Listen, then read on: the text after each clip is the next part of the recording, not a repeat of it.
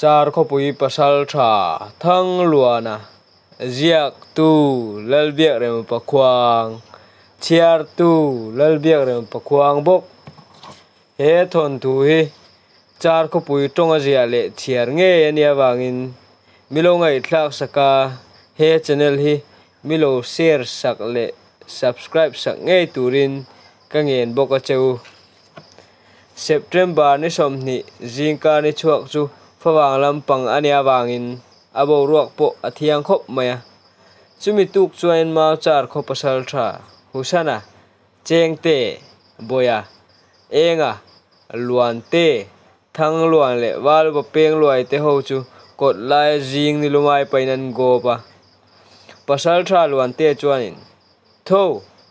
bu lak zo o len lai nia kar khat vel ramwang u aron tinula chu vele pasal tha husan chuanin phur em hianin o tho wang u atia pasal tha thangluan point engmo kanwa ngani mailom atia pasal tha chengte chuanin khoilaman mo atia chu vele walu pa pengloi chuanin ma rop lan ni mailom atia choi khama chuak turin thuan titluta choi turin in lamanan hong hlom ta ni cho ane kham nu choi na siam hloma walu pengloi te in laman ain ngak khom hloma an kim vek nu chuain an chuak ta konglaka an gop malam zela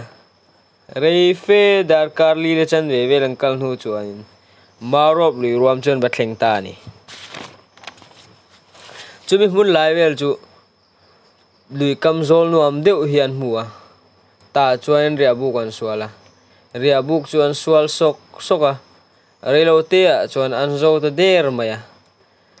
ria bu kan sual zo meu chuan ni po chu a hniam hle to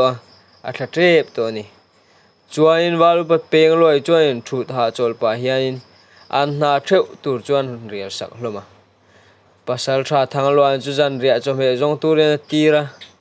zial te an zuk zo nu chuan an na theu chuan bung ta hlomani a then thing to tur te an la a then tui te an choya a then nei rong an lo bol boka chutian buai nok lai chuan buk chak laman silai wai ni lai mai aron ri thor maya buk lampang po an loin pe vek to a cho po chuan lo chum hin vek to bok awangin thut ha dam pain thangloan silai ri an riat bok awangin le thangloan ha pain an lo go pa chutian lo gop reng lai chuan pasal tha thangloan chu sakhichal ki thazet le varhit nu chu ipte puya a chungina ron chuak nul maya chu pasal tha chengte chuanin alo hmuwa cha thangloan sakhiron deknol mai atia pasal tha luan te po chuain cha a pui himole ati ve boka pasal tha husana point a ipui kho mai mituru alotia walu pa peng loi chuan a cheka tui char don himole aloti boka pasal tha rol om khoman nia wangin sa po chu gop painan boy pui supa walu pa peng loi po varhit chu lo siamin mar chanung le chi chu alo vom boka pasal tha enga chuan thangloan khoilaman mai han dek reng atia thangloan chuan kingla khian ni mai lom atia pasal tha boy po chuan a idek na reng buk bul mai ni han dek pop hi chu ilak khop mai atia an gop tui le niang an sa boy pui po chuan zo fel der maya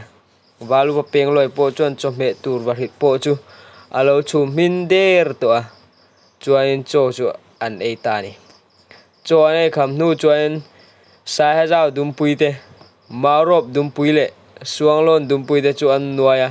a han zu hlar hloma dum han zuk ro chuan an sa chu rep turin an siama an rep